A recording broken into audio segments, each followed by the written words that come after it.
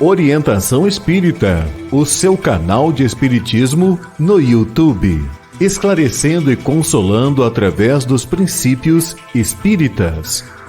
Faça a sua inscrição e renove sua vida. Vamos juntos fazer o mundo melhor.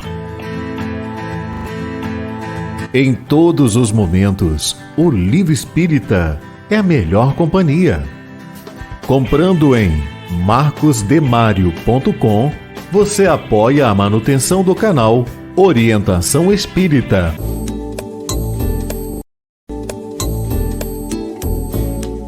No canal Orientação Espírita, você encontra variada programação, pensada e feita para você.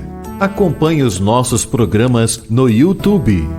Um olhar para o futuro na construção da Era do Espírito.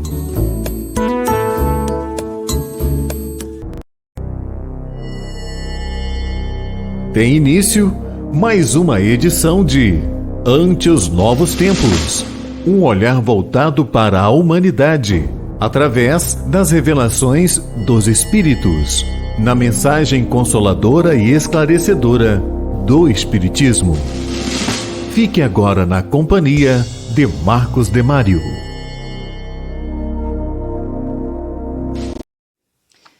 Olá, iniciamos mais uma edição do seu programa Ante os Novos Tempos, na proposta de trazer a visão do Espiritismo sobre os mais diversos temas da vida e demonstrar, através dos princípios que compõem a doutrina, a nossa evolução, o nosso progresso, nossa caminhada rumo ao mundo de regeneração, onde o bem predominará sobre o mal. Com o Espiritismo, surgido em 1857, foi anunciado a Era do Espírito e que nós estamos implantando paulatinamente aqui na humanidade terrena.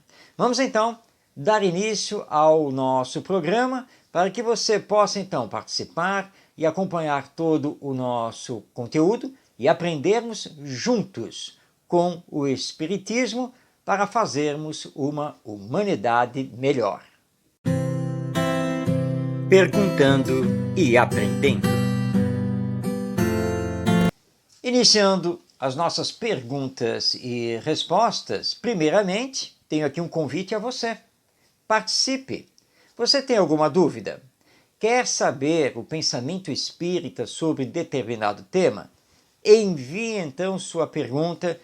Veja aí na sua tela os nossos canais de comunicação. Você pode entrar em contato conosco através do Telegram, do WhatsApp, do YouTube, do Facebook e também por e-mail.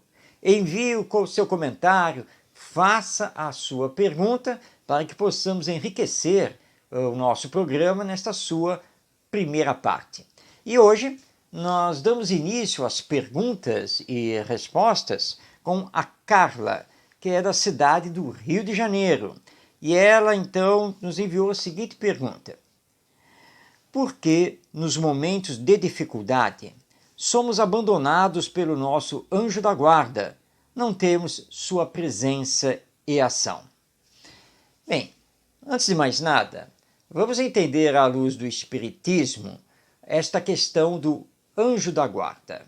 Em O Livro dos Espíritos, Allan Kardec trabalha esse tema na sua segunda parte, quando ele indaga dos espíritos superiores sobre o anjo da guarda e os espíritos protetores de uma forma geral. Especificamente sobre o anjo da guarda, nós ficamos sabendo que ele sempre é um espírito superior e que ele tem a missão outorgada por Deus de ser o orientador e auxiliar dos seus irmãos que estão ainda em jornada, portanto, espíritos imperfeitos. E o anjo da guarda, ele o é não apenas de um, mas de vários espíritos. E também entendemos com o Espiritismo que o anjo da guarda cumprindo essa missão divina, nunca nos abandona.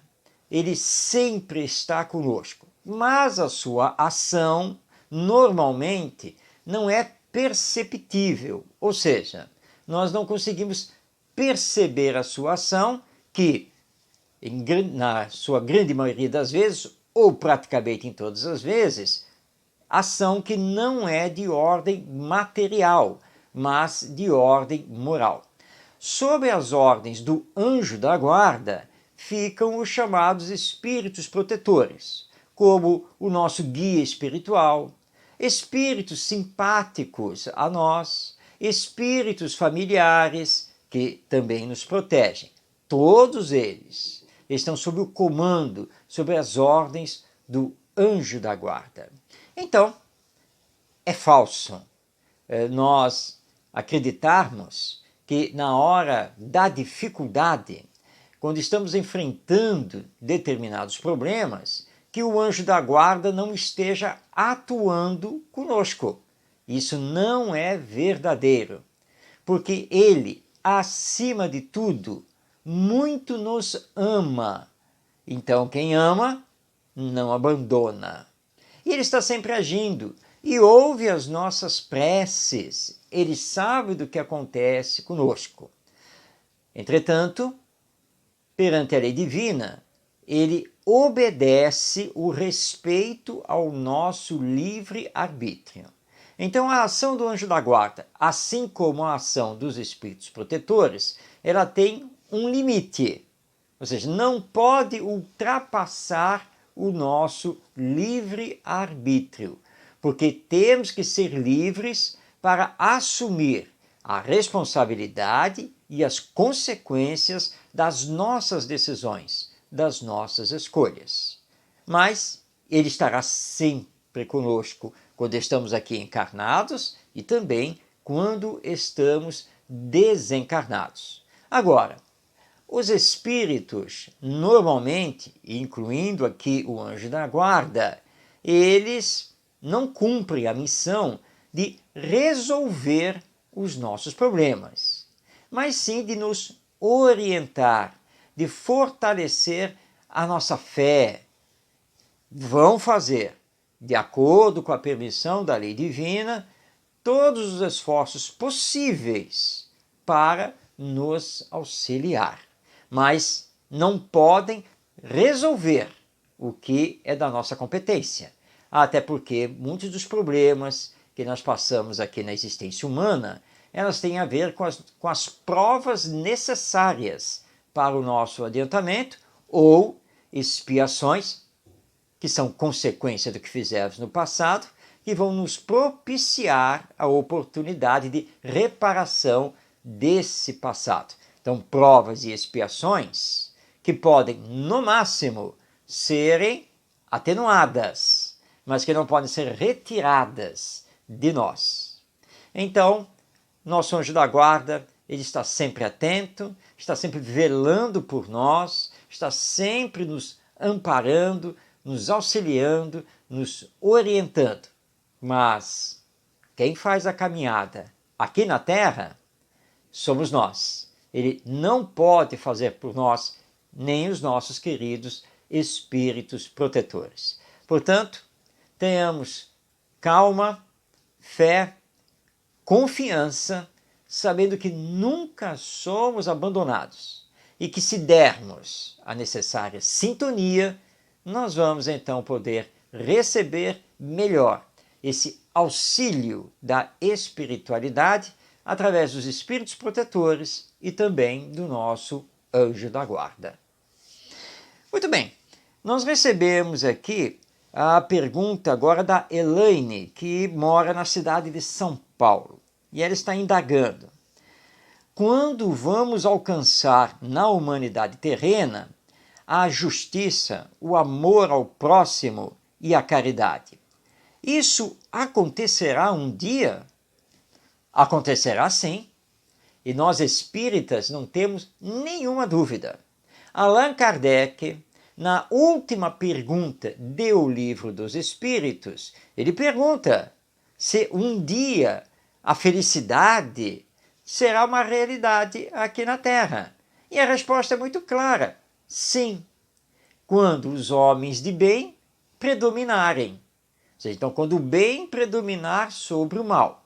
Mas quando o bem irá predominar sobre o mal? Vai predominar, porque a lei divina é a lei de progresso. Agora, não temos como colocar uma data, porque isso depende dos maiores ou menores esforços que estejamos fazendo para domar as nossas más tendências, combater o orgulho, o egoísmo, o materialismo, para que então o bem possa ir predominando. Lembremos que Jesus, nosso Mestre, disse que os seus discípulos seriam conhecidos por muitos se amarem. E sabemos que mesmo entre nós cristãos ainda existe muito problema para colocarmos em prática esse amor ao próximo.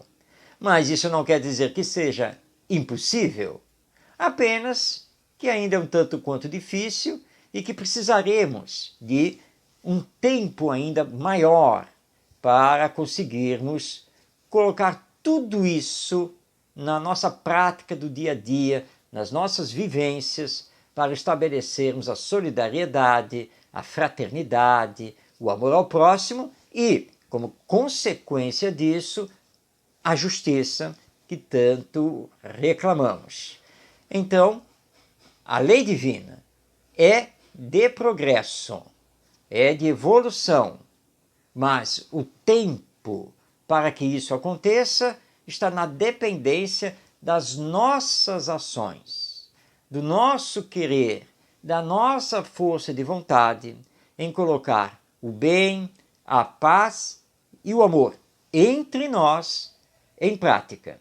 E o que o Espiritismo nos pede é que façamos esforços para isso, para que homens e mulheres de bem predominem e nós, mais rapidamente, possamos sair do mundo de expiações e provas, que ainda nos caracteriza, para então adentrarmos no mundo de regeneração, com a predominância do bem. Nós estamos nesse processo. A maior ou menor rapidez para a conclusão do processo depende, então, do nosso querer, depende das nossas decisões, da nossa moralização e espiritualização. Está conosco. Façamos a nossa parte. Em continuando as perguntas e respostas, nós agora vamos responder ao Joel Santos. Ele é de Belo Horizonte, Minas Gerais. Está aqui nos perguntando: através da mediunidade, é possível encontrar provas concretas que a vida continua depois da morte? Meu amigo, basta nós nos debruçarmos sobre a literatura espírita que nós vamos ver provas abundantes de que a vida continua depois da morte através dos fenômenos mediúnicos. Claro que nós poderíamos aqui ficar só em Allan Kardec, principalmente em O Livro dos Médiuns e na Revista Espírita, que aliás convidamos a todos que leiam, que conheçam. Mas vamos citar outros autores espíritas que muito pesquisaram o fenômeno mediúnico e que através dessas pesquisas nos trouxeram provas irrefutáveis da vida após a morte. Vamos começar com Gabriel Delane, que trabalhou com Kardec, e citando aqui um único livro dele. Ele escreveu vários, mas vamos citar um, que se chama O Fenômeno Mediúnico. Nessa obra, Gabriel Delane nos traz fatos registrados, testemunhados, descritos, que não deixam nenhuma dúvida da independência dos comunicantes em relação ao médium, com provas da sua sobrevivência após a morte, da manutenção da sua consciência, da sua individualidade. Então, eis aí uma obra muito importante para estudo, O Fenômeno Mediúnico, de Gabriel Delany. Vamos citar mais alguns contemporâneos de Allan Kardec e aqueles que vieram logo após dele, e abrangendo até a primeira metade do século XX. Lembremos de um dos seus contemporâneos, que é Leon Denis. E entre as suas obras maravilhosas, vamos então aqui destacar o livro No Invisível, onde ele mergulha no universo da mediunidade, das suas variantes das faculdades mediúnicas, trazendo para nós também diversos fenômenos descritos, testemunhados, e ali nós temos provas também grandiosas da imortalidade da alma e da comunicabilidade dos espíritos. Vamos lembrar aqui dois grandes pesquisadores. O primeiro, um inglês, William Crookes, e o segundo, um italiano, Ernesto Bosano. Ambos estudaram a médium Eusápia Palladino, que era italiana, mas William Crookes se debruçou sobre os fenômenos mediúnicos trazidos por uma outra médium, uma médium inglesa, Florence Cook. E ele, então, com Florence Cook, acompanhou dezenas de reuniões de materialização de espíritos, entre eles o espírito Kate King. Ele pôde fotografar o espírito, pesar o espírito, abraçar o espírito, e que deu provas irrefutáveis da sua independência em relação à médium.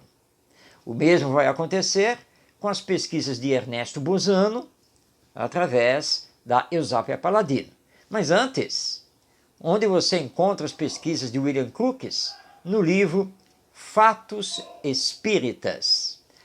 Em Ernesto Bosano, nós vamos ter diversas obras em que ele aborda a mediunidade exuberante da Eusápia Palladino, e inclusive os fenômenos de materialização de espíritos. Fenômenos esses que foram acompanhados por outro grande pesquisador russo, Alexander Aksakov. Portanto, só de falarmos dos contemporâneos e dos pesquisadores que vieram após Kardec, nós já temos aqui, no campo do estudo da mediunidade, provas e mais provas, descrições e mais descrições da atuação e apresentação dos espíritos através de diversos médiuns. Vamos agora nos situar aqui no Brasil e vamos situar apenas um médium, Francisco Cândido Xavier, o tão conhecido Chico Xavier. O que falar das dezenas de livros que ele psicografou, recebendo mensagens de jovens recém-desencarnados, dirigindo a sua palavra aos familiares queridos? Nós temos livros e mais livros a esse respeito. Jovens no Além, Somos Seis, Estamos no Além, Lealdade, Viajores do Além. São dezenas de obras em que pesquisadores se debruçaram nessas mensagens e constataram, através de pesquisa, a veracidade das informações trazidas pelos espíritos. Carlos Augusto Perandrea, que foi da Polícia Civil do Paraná, especializado em grafoscopia, que é quando você analisa a letra e as assinaturas, sem ser espírita, ele não conhecia o espiritismo, desafiado por um amigo que era espírita, ele pegou as mensagens originais psicografadas por Chico Xavier e, como especialista, como perito criminal, ele analisou a letra dos mortos, a assinatura dos mesmos, comparando com a letra deles quando vivos e a assinatura deles em documentos oficiais, e Pierandrea chegou à conclusão que 99,9% de certeza de que aquela letra e aquelas assinaturas são verdadeiras. Não existe no campo da perícia criminal o 100%. Mas quando você chega no 99%, é dado como verdadeiro.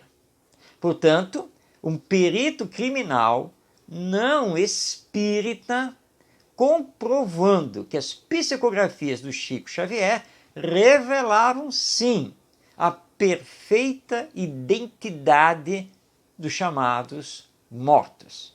Na sequência, sem saber explicar o fenômeno, Pierandrea vai então se debruçar sobre o Espiritismo, para então compreender isso.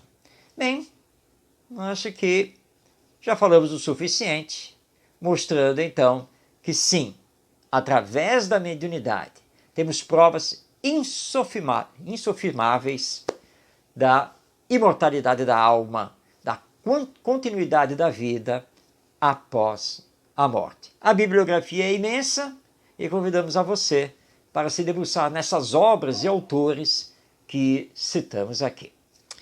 Continuando aqui as perguntas e respostas, agora nós vamos passar a palavra ao Edson, que é da cidade do Rio de Janeiro.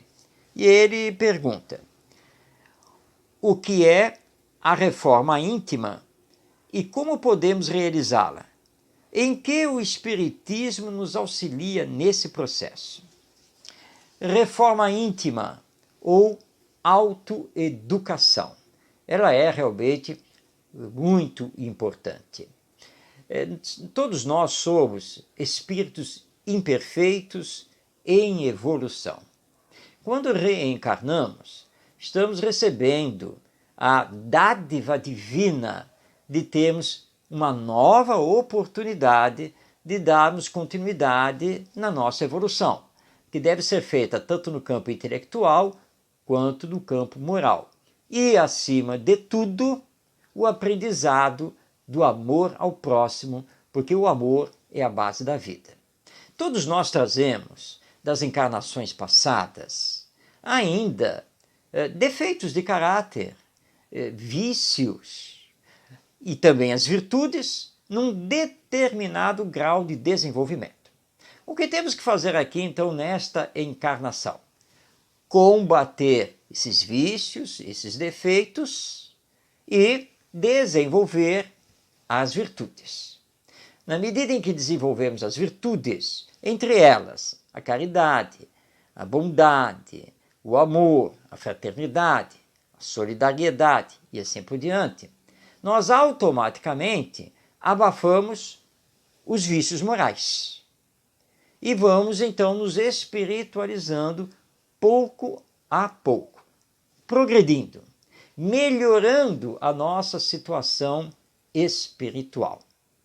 Bem, esse trabalho é o da reforma íntima, que é o trabalho mais importante a fazermos aqui na Terra, domando as nossas más inclinações e tornando-nos homens e mulheres de bem. Essa é a nossa grande missão nesta encarnação. Agora, para realizar a reforma íntima ou autoeducação, antes é necessário realizar o autoconhecimento. E para que não tenhamos nenhuma dúvida, vamos lembrar aqui a resposta do Espírito Santo Agostinho na questão 919 de O Livro dos Espíritos, quando ele conversa conosco acerca do conhece-te a ti mesmo. Então ele nos dá um exercício para fazermos, que todos os dias nós meditemos, façamos uma reflexão profunda sobre o que fizemos, o que pensamos, o que deixamos de fazer, mas deveríamos ter feito. Enfim, vamos listar como foi o nosso dia e pensarmos se ele foi bom ou não, se podíamos ter feito melhor, se perdemos alguma oportunidade de nos melhorar e de fazer o bem. E Santo Agostinho nos diz que para não nos enganarmos nessa análise, basta projetarmos o que fizemos durante o dia numa outra pessoa, numa pessoa que admiramos. Então, imaginarmos essa pessoa fazendo o que nós fizemos. Se, nesse exercício, gostarmos, acharmos que ficou bem, então estamos no bom caminho. Mas se, pelo contrário, se imaginarmos essa pessoa fazendo o que nós fizemos e não gostarmos, isso está mostrando que precisamos nos reformar, precisamos nos educar, precisamos nos melhorar. Isso é a reforma íntima. Que adianta termos todo o conhecimento do mundo se não soubermos praticar a caridade, se não nos melhorarmos moralmente. Portanto, a reforma íntima é essencial se queremos de fato progredir espiritualmente e encontrarmos a felicidade após a morte. Muito bem, vamos à última pergunta aqui desta edição do nosso programa, feita pela Evelyn, que é moradora da cidade de São Paulo. Ela está perguntando: como colocar os ensinos de Jesus em prática no dia a dia, diante de tantos desafios existenciais? É fato que muitas pessoas consideram que os ensinos de Jesus só serviam para a época dele, 2000 anos atrás. Mas isso não é verdadeiro, porque os ensinos de Jesus são atemporais, ou seja, eles são para todos os tempos. E também são ensinos universais, ou seja, para todas as pessoas. Vamos dar um exemplo aqui bem concreto da atualidade dos ensinos do nosso Mestre Jesus. Vamos trabalhar a famosa parábola do bom samaritano. No seu original, Jesus, utilizando os elementos da sociedade de então, ele conta a história daquele viajante que ia de Jerusalém para Jericó, e na estrada ele foi assaltado, levaram tudo dele e ele ficou ali ensanguentado, ficou ali estendido na estrada. Então ele conta que passa um levita, passa um escriba, depois passa um samaritano, e o único que faz o socorro é o samaritano. O samaritano carrega o viajante para uma estalagem, ali cuida dele, paga o estalajadeiro para continuar os cuidados e fica de voltar depois. E aí Jesus indaga dos três que passaram pela estrada, ou seja, o levita, o escriba e o samaritano, quem havia utilizado de compaixão, de misericórdia para com o viajante. E a resposta, o samaritano. Pois bem, vamos trazer a parábola agora para os nossos dias atuais. Como nos situamos aqui na cidade do Rio de Janeiro, vamos utilizá-la para dar esse exemplo. E vamos dizer aqui que havia um viajante que ia de carro da cidade do Rio de Janeiro para a cidade de Duque de Caxias, que, para quem não conhece, faz parte do Grande Rio, pegando a Via Dutra. E ele teve que parar para trocar o pneu do carro. E quando ele parou, ele foi assaltado, e bateram nele, e levaram tudo que ele tinha, inclusive o carro. A estrada é movimentada, então passa um carro. E nesse carro nós temos um religioso. Mas o religioso não para. Pelo contrário, eu preciso chegar na igreja o mais rápido possível para orar pela salvação dos seres humanos. Passa outro carro. E esse carro traz um político da região. E o político também não para, porque ele quer ir lá para a sua atividade para fazer discursos e cobrar a segurança pública. Vem um terceiro carro e esse para. E desse carro sai uma mulher. E essa mulher socorre o nosso viajante e o leva até uma UPA, uma unidade de pronto atendimento. E ali ela consegue fazer contato com os familiares do nosso viajante, envia um zap para eles, aguarda a chegada dos familiares e só vai para os seus afazeres depois que se certifica que está tudo certo. E aí então ainda comunica, olha, eu retorno aqui para saber se ele já teve alta, se está tudo bem, qualquer coisa, através aqui do WhatsApp, vocês mantenham o contato e eu também vou perguntar. E ela vai. Agora vamos à pergunta de Jesus. Dos três que passaram, o religioso, o político e a mulher, qual deles utilizou de misericórdia e compaixão para o viajante? E a nossa resposta será a mulher. Então, vamos encerrar a lição com o mesmo encerramento que Jesus deu. Então, vai e faz o mesmo. E nós sabemos quem é o viajante? Não sabíamos 2000 anos atrás e não sabemos ainda hoje. Jesus colocou um samaritano, que era um judeu da região da Samaria, que era mal visto pelos doutores da lei farisaicos. Nós colocamos uma mulher, que ainda hoje sofre tanta discriminação, feminicídio e tudo mais na nossa sociedade. Portanto, como vemos, a parábola do bom samaritano, contada por Jesus há mais de 2000 anos, é totalmente atual. E só precisamos colocá-la em prática. Assim como precisamos colocar em prática a chamada regra de ouro da educação. Aprender a fazer ao outro somente o que gostaríamos que o outro nos fizesse. Quem ensinou isso? Jesus, há mais de 2000 anos. É assim, então, que vamos aplicar os ensinos de Jesus no nosso dia a dia, em todas as circunstâncias da nossa vida.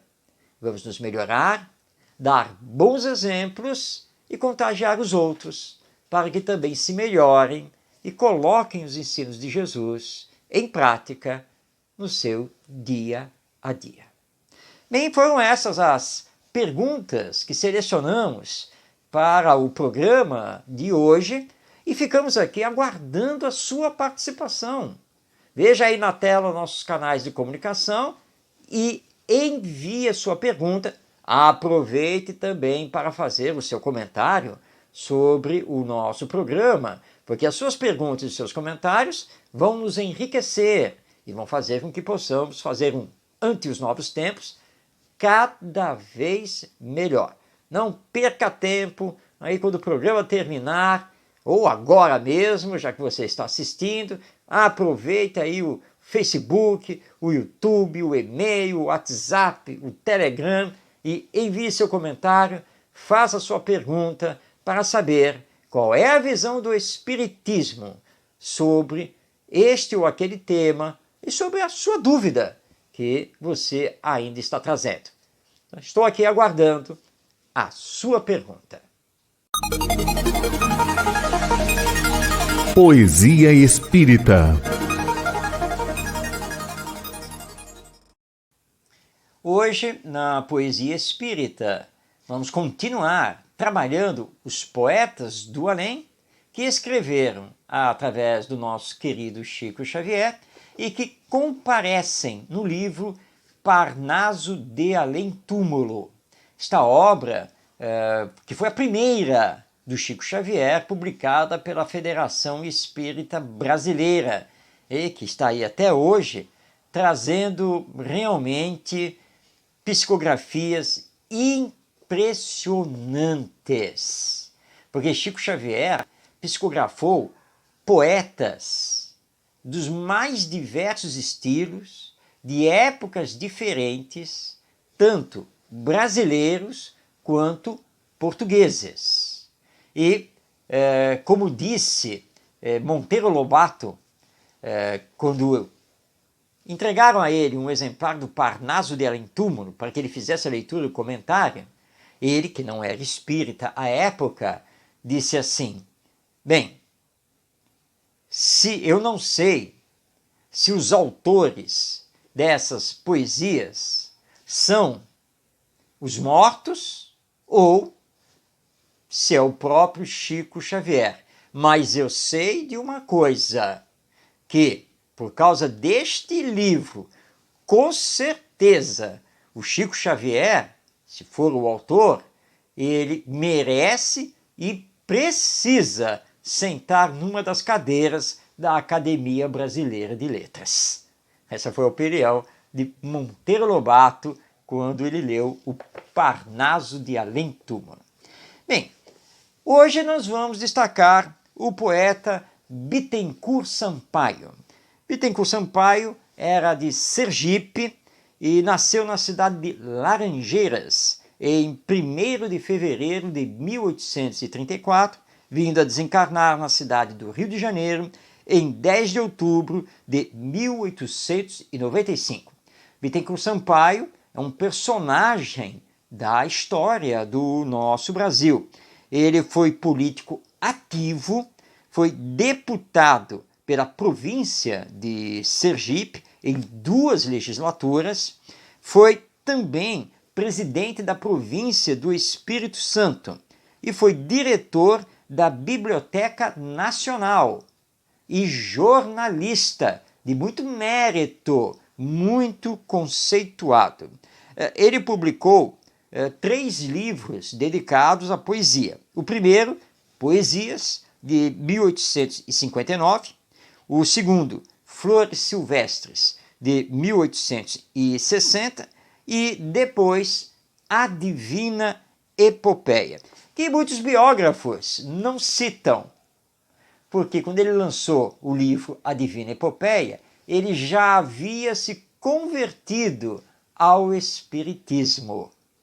Então, a lavra poética dele, desse período de espírita, não é muito considerada pelos críticos literários.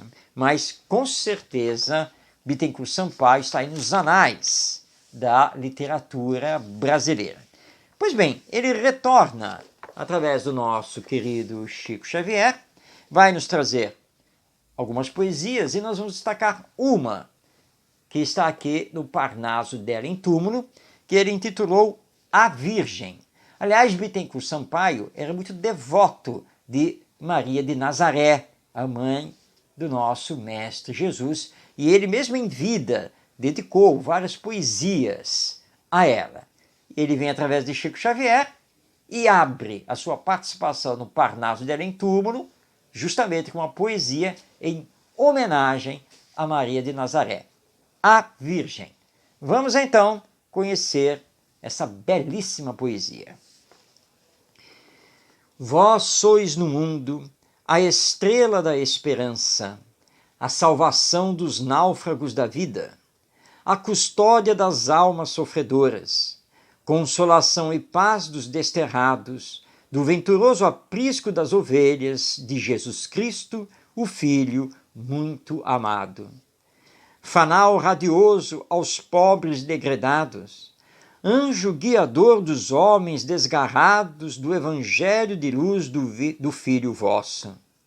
Virgem formosa e pura da bondade, providência dos fracos pecadores, astro de amor na noite dos abismos, clarão que sobre as trevas da cegueira expulsa a escuridão das consciências. Virgem da piedade e da pureza, estendei vossos braços tutelares à humanidade inteira que padece. Espíritos na treva das angústias, no tenebroso báratro das dores, mergulhados nas tredas tempestades do mal, que desensombrou a mente e a vista. Cegos desventurados, caminhando em busca de outras noites mais escuras. Legião de penitentes voluntários, afastados do amor e da verdade, fugitivos da luz que os esclarece.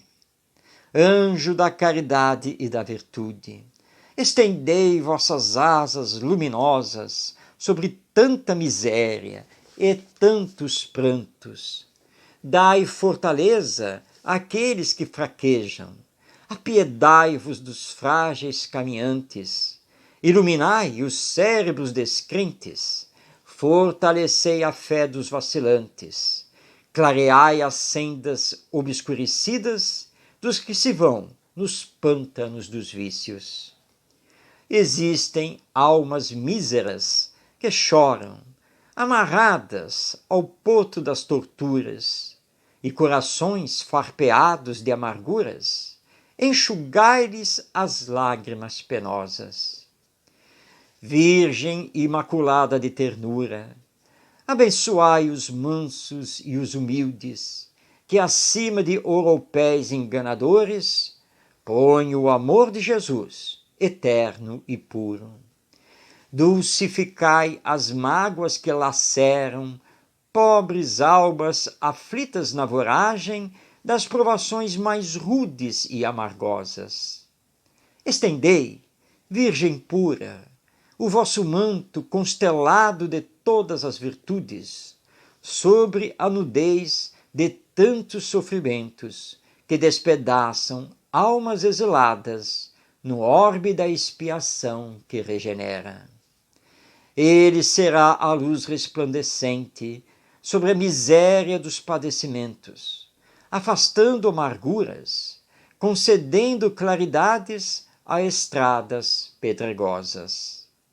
Conforto às almas tristes deste mundo, porto de segurança aos viajantes, clarão de sol nas trevas mais espessas, farol brilhante iluminando os trilhos de todos os viajores que caminham pela mão de Jesus, doce e bondosa. O pão miraculoso repartido entre os esfomeados e os sedentos de paz, que os acalente e os conforte.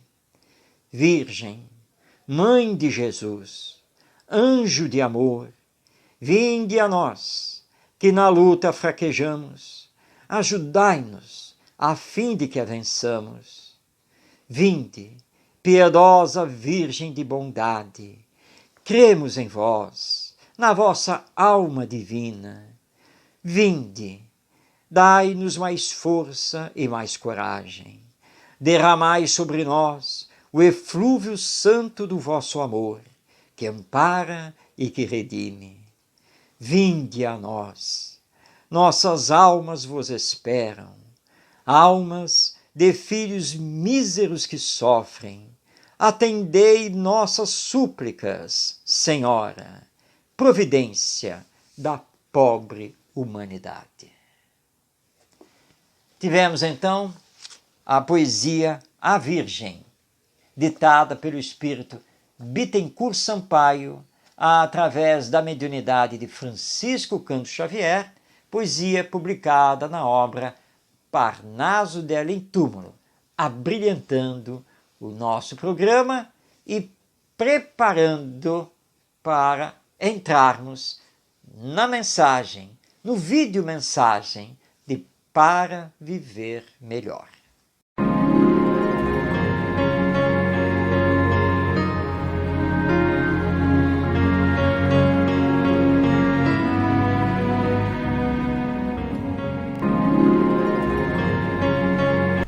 Diante dos desafios da existência, o que você faz?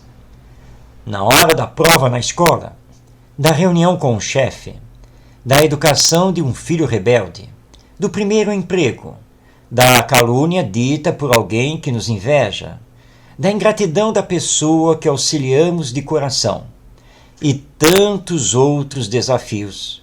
O pior que podemos fazer é nos entregar ao desânimo e à desesperança, Ou, ainda pior, acreditar que a bebida e as drogas podem nos dar força ou servir de amparo à nossa falta de coragem de enfrentar o que nos desafia. Seja qual for o desafio, a verdadeira coragem moral está em, com resignação e perseverança, enfrentá-lo, sabendo que Deus, nosso Pai, não nos desampara nunca e que, com o tempo, tudo tem solução. E mais, assim agindo, é dar provas do nosso progresso espiritual no desenvolvimento das virtudes, entre elas a fé. Mesmo porque Deus não coloca sobre os nossos ombros fardo mais pesado do que aquele que podemos carregar. Se você gostou desta mensagem, compartilhe.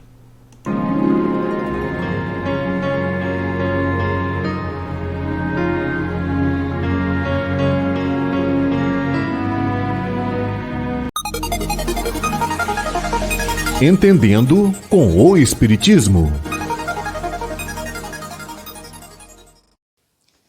Entendendo com o Espiritismo traz hoje a resposta a uma pergunta.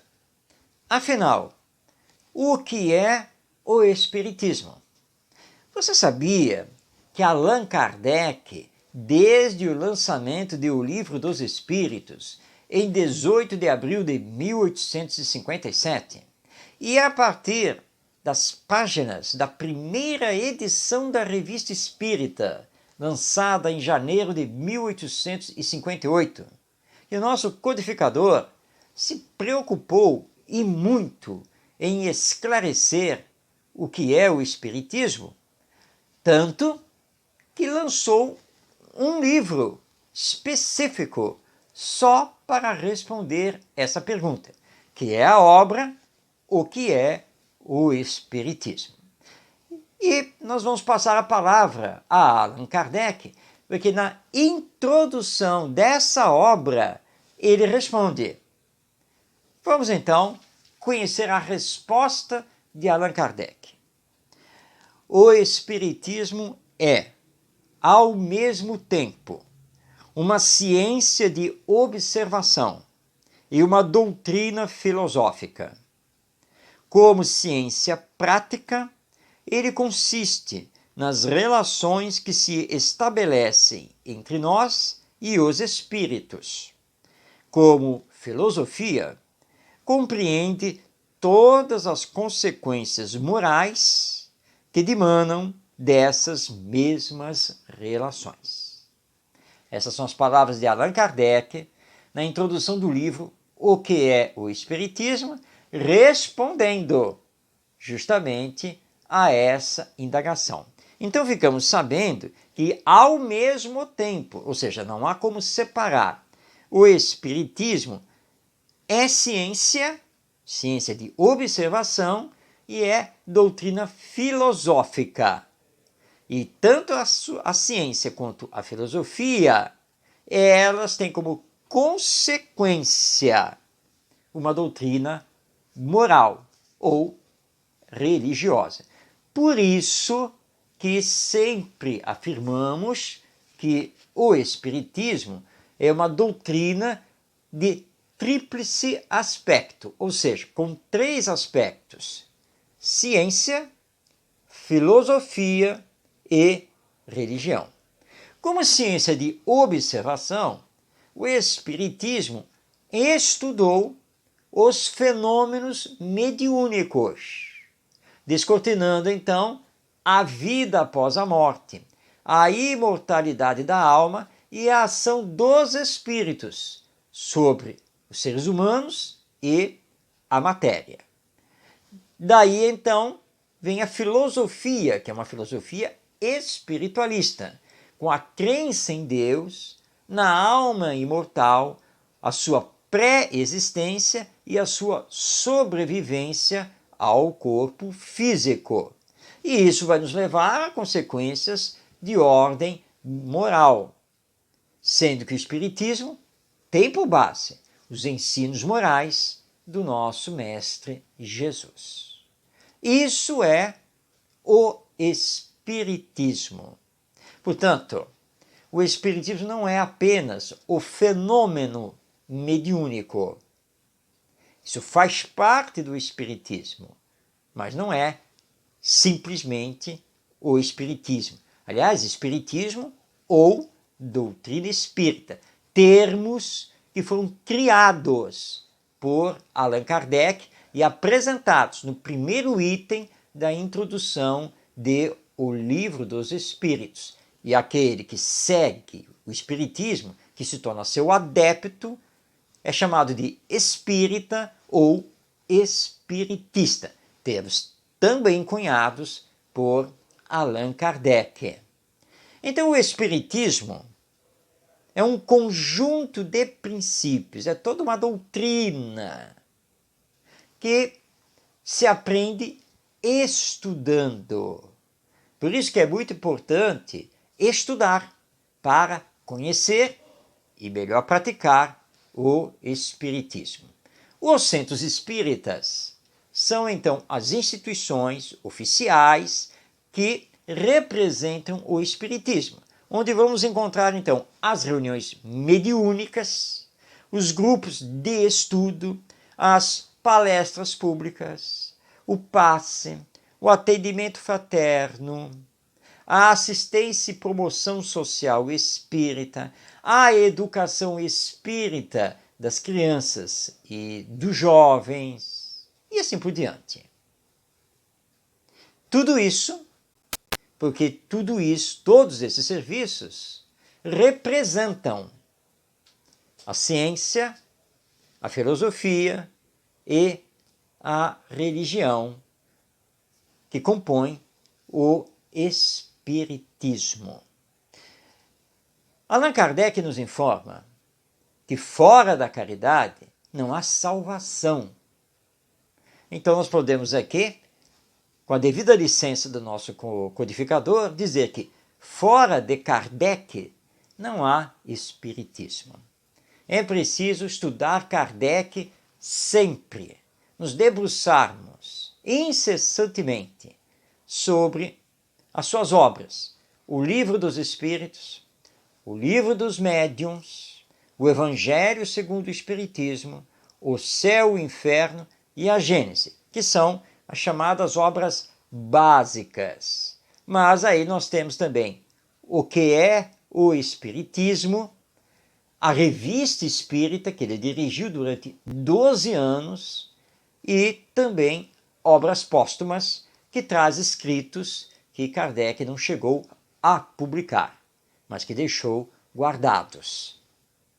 Esse é o conjunto da obra de Allan Kardec, onde nós vamos encontrar todos os princípios que formam o Espiritismo ou a doutrina espírita. Então, Espiritismo não é só fenômeno mediúnico.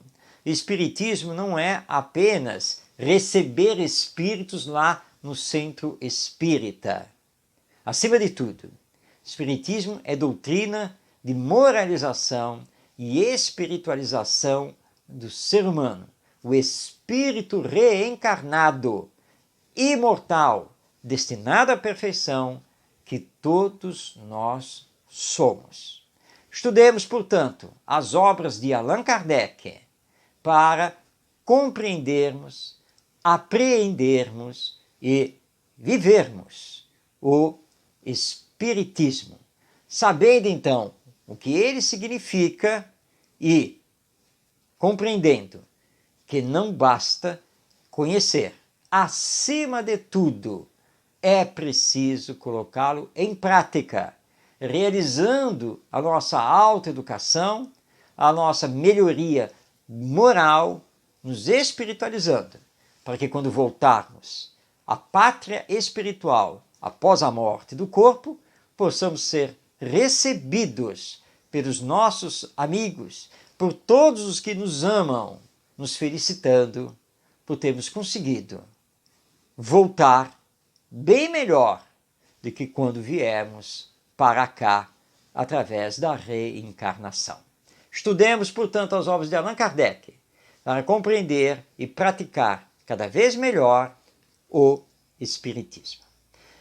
Bem, com isso chegamos ao final desta nossa edição de Ante os Novos Tempos. Meu muito obrigado pela sua companhia, pela sua participação. Não deixe de enviar sua pergunta, seus comentários, suas sugestões, para que juntos possamos então cada vez mais compreender o Espiritismo e a sua aplicação na nossa vida, para que possamos então alavancar a era do Espírito e fazer do planeta Terra o mundo de regeneração, com a predominância do mal, ou melhor dizendo, do bem sobre o mal. Um grande abraço a você, paz em sua vida e até o nosso próximo encontro.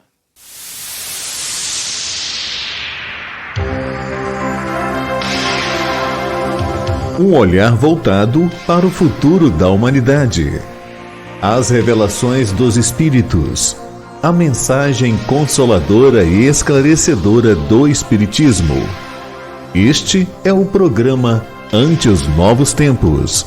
Produção e apresentação, Marcos de Mário. Orientação Espírita, o seu canal de Espiritismo no YouTube. Esclarecendo e consolando através dos princípios espíritas. Faça a sua inscrição e renove sua vida. Vamos juntos fazer um mundo melhor.